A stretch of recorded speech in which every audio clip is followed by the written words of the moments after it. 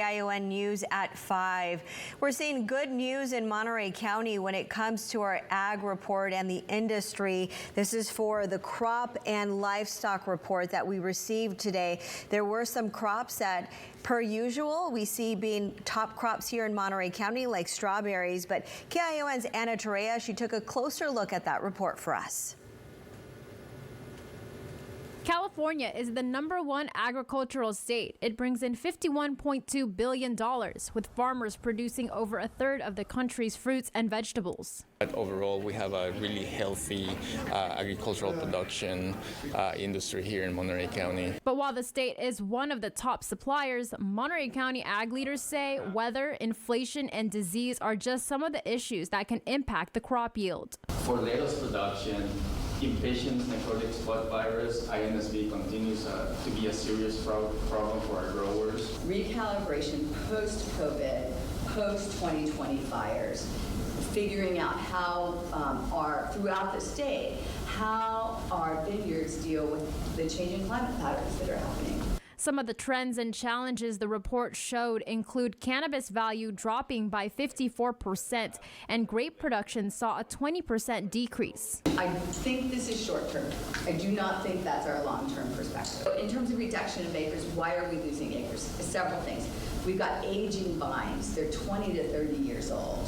They're less productive. They're going to need to be pulled. Meanwhile, strawberries remain Monterey County's top crop in 2022.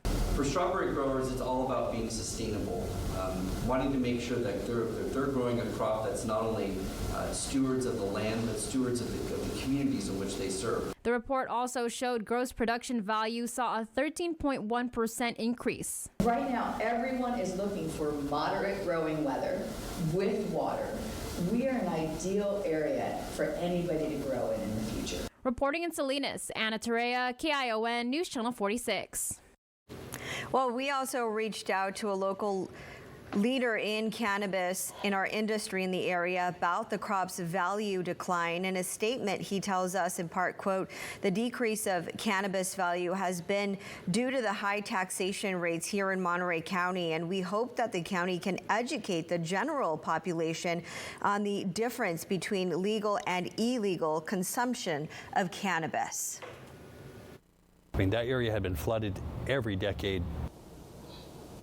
The destruction and loss in Pajaro hasn't been forgotten in our communities. Today, Monterey County Board of Supervisors, they talked about the long-term recovery efforts that are underway for this underserved community. As Pajaro continues to rebuild, preventing another flood is a key point. KION's Austin Castro joins us now from Salinas. And Austin, what were some of the topics and priorities that were presented today by the Department of Emergency Management to supervisors? Well, Veronica, Supervisor Glenn Church tells me that it's taken far too long to get this damaged levee finally up to modern standards. A new long-term recovery plan is looking to tackle not only infrastructure, but other impacted areas such as agriculture, housing, as well as the economy. The Pajaro community is transitioning from a short-term response to long-term recovery. On Tuesday, the Monterey County Board of Supervisors heard a presentation about what those long-term recovery plans could look like.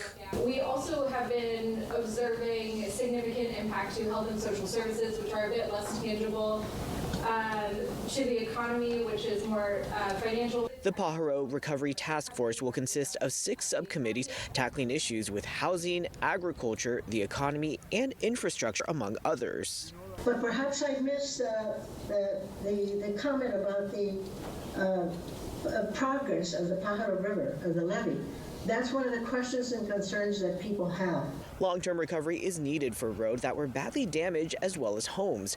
The county says $90 million in damage was caused to homes in the disastrous flooding. Businesses and other buildings suffered more than $30 million in damage as well. Well, first of all, the levee really wasn't built, to withstand as it should have. As I pointed out earlier, the levee was not of the same quality we would build a levee right now. Monterey County also still has $20 million from the state for recovery efforts, which Church said could take 6 to 9 months to be allocated. When asked about his message to Pajaro residents who feel frustrated, Well, that's what we've started to do in the last couple of years. That's where the a joint agency with Santa Cruz County has formed.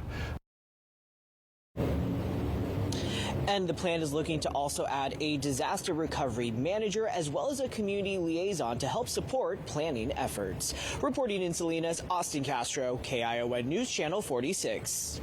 Staying on top of it so this type of disaster doesn't happen again for our people in Pajaro.